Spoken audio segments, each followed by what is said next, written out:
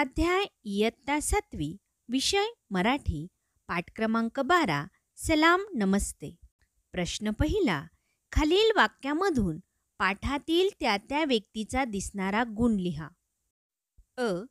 लेखिका झोपडपट्टीतील शाळकरी मुलांमध्ये वह्या वाटत. यातून दिसणारा गुण आहे आस्था किंवा परोपकार. आ. माझ्यापेक्षा त्यांनाच याची गोडी जास्त. या वाक्यातून दिसणारा गुण आहे मायाळू किंवा ममता. ई.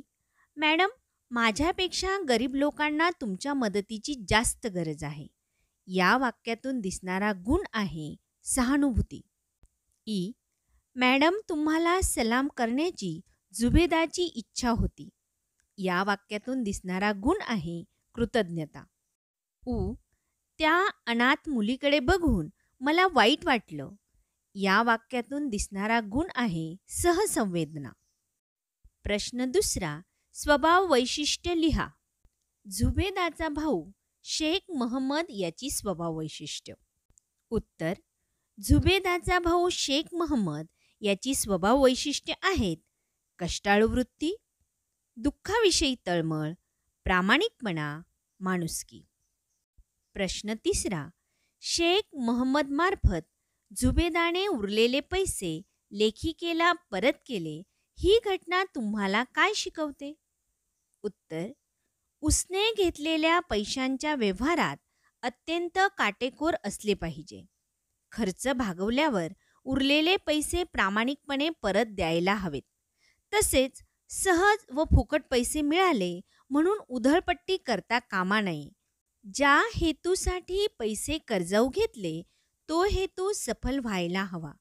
उसने घेतलेल्या पैशांबद्दल नेहमी कृतज्ञ असायला हवे. ही शिकवण झुबेदाच्या कृत्यातून मिळते. प्रश्न चौथा. लेखिकेची तबस्सुम विषयीची भावना तुमच्या शब्दात सांगा. उत्तर. लेखिकेच्या मते तबस्सुम खूप गोड मुलगी होती. तिची आई वारल्यामुळे ती पोरकी होती. ऑफिसमध्ये ती बावरली होती. लेखिकांना तिच्याकडे पाहून वाईट वाटले. तिच्या नशिबी पुढे काय असेल याची तिला कल्पना नव्हती म्हणून लेखिका चिंतित झाल्या. तबस्सुमने इवल्या हातांनी लेखिकांना सलाम केला तेव्हा लेखिकांच्या तोंडातून शब्द फुटत नव्हता. खेळूया शब्दांशी. खालील इंग्रजी शब्दांसाठी वापरले जाणारे मराठी भाषेतील शब्द लिहा. 1. ऑफिस कार्यालय. 2. चेक धनादेश. 3. हॉस्पिटल इस्पितळ किंवा दवाखाना. 4. ॲडव्हान्स आगाऊ रक्कम. 5. ऑपरेशन शस्त्रक्रिया. 6. कॅन्सर कर्करोग. विचार करा, सांगा. या पाठातील कोणत्या व्यक्तिरेखा तुम्हाला आवडल्या व त्या का आवडल्या याबद्दल तुमचे मत सांगा. उत्तर.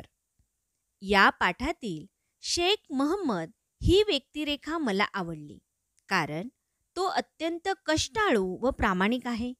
संकोची असलेला शेख लेखिकेविषयी कृतज्ञ आहे. तसेच मला लेखिकेची व्यक्तिरेखा आवडली कारण त्या सेवाभावी संस्थेत काम करतात व त्यांचे हृदय सहानुभूतीने भरलेले आहे. लोकांच्या अडीअडचणीत त्या मदत करतात. या पाठातून मिळणारा संदेश तुमच्या शब्दात सांगा. उत्तर. नेहमी सचोटीने वागावे. लोकांचे दुःख आपल्या परीने निवारण्याचा आटोकाट प्रयत्न करावा. गरजूंना यथाशक्ती मदत करावी. सहानुभूती व सहसंवेदना मनात जागृत असावी. जमेल तशी समाजसेवा करावी हा संदेश या पाठातून मिळतो. माहिती मिळवूया.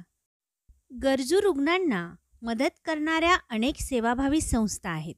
त्याविषयी आंतरजालावरून माहिती मिळवा. या ठिकाणी मी तुम्हाला सुकृत फाउंडेशन याविषयी माहिती सांगणार आहे. तर गरीब गरजूंना वैद्यकीय सुविधा देणारी ही संस्था आहे. पवईमधील रहेजा येथे ही संस्था काम करत आहे. दर गुरुवारी Anushka clinic, crystal centre, Raheja Vihar येथे गरीब गरजू लोकांसाठी दुपारी 2:30 ते 4:30 या वेळेत त्या संस्थेमार्फत वैद्यकीय सुविधा उपलब्ध केल्या गेल्या आहेत. सुविधेसाठी प्रशिक्षित MBBS डॉक्टरांची एक टीम तयार करून रुग्णसेवा पुरविली जाते. याप्रमाणे तुम्ही एखाद्या सेवाभावी संस्थेची माहिती मिळवा व लिहा. खालील स्वभाव वैशिष्ट्य असलेल्या तुमच्या परिसरातील व्यक्तींची नावे लिहा. गप्पिष्ट, लाजाळू, रागीट, शांत, हजरजबाबी. या प्रश्नाचे उत्तर तुमच्या परिसरातील व्यक्तींच्या निरीक्षणाच्या आधारे लिहा. खालील चित्रे पाहून आपल्या भावना व्यक्त करणारी वाक्य लिहा. मोर हा आपला राष्ट्रीय पक्षी आहे. त्याचा पिसारा खूपच सुंदर दिसतो. मोर नाचतानाचे दृश्य खूपच मनमोहक असते. फुटबॉल खेळण्यास मला खूप आवडते. फुटबॉल हा माझा आवडता खेळ आहे. फुटबॉल मोकळ्या मैदानात खेळला जाणारा खेळ आहे. खालील वाक्यात योग्य केवलप्रयोगी अव्यये लिहा. अ. टिंब टिंब काय सुंदर आहे ताजमहाल. आहा, काय सुंदर आहे ताजमहाल. आ. टिंब टिंब किती जोरात ठेच लागली. आई ग, किती जोरात ठेच लागली. ई. टिंब टिंब किती उंच आहे ही इमारत. अबब, किती उंच आहे ही इमारत. वाचा. खालील उतारा काळजीपूर्वक वाचून आशयानुसार परिच्छेद तयार करा. उतार्यास योग्य शीर्षक द्या.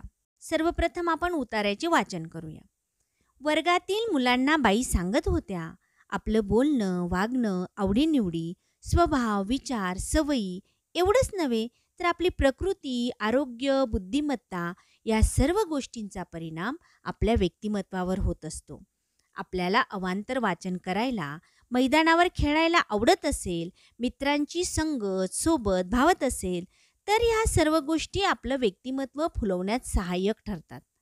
घरातल्या वातावरणाचा, संस्कारांचा परिणाम आपल्या वर्तनावर, स्वभावावर, विचारांवर व आपल्या भाषेवर होत असतो.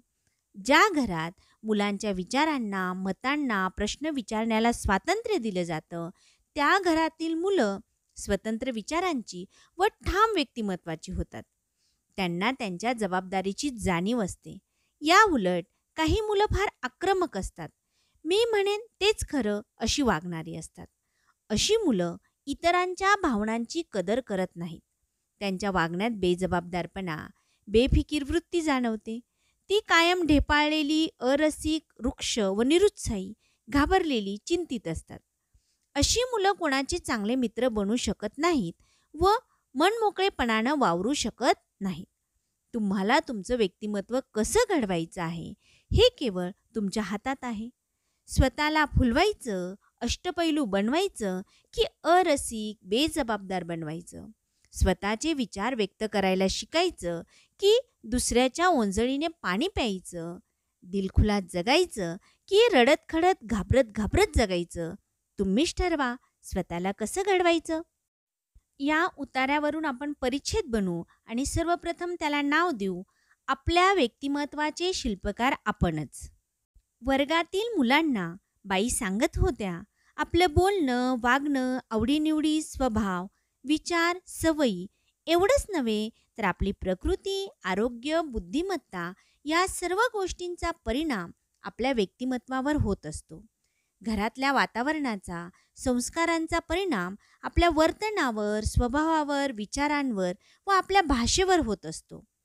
ज्या घरात मुलांच्या विचारांना, मतांना प्रश्न विचारण्याला स्वातंत्र्य दिलं जातं, त्या घरातील मुलं स्वतंत्र विचाराची व ठाम व्यक्तिमत्वाची होतात. तुम्हाला तुमचं व्यक्तिमत्व कसं घडवायचं आहे हे केवळ तुमच्या हातात आहे. स्वतःला फुलवायचं, अष्टपैलू बनवायचं की अरसिक, बेजबाबदार बनवायचं. स्वतःचे विचार व्यक्त करायला शिकायचं की दुसऱ्याच्या ओंजळीने पाणी प्यायचं. दिलखुलास जगायचं की रडत खडत घाबरत जगायचं. तुम्हीच ठरवा स्वतःला कसं घडवायचं.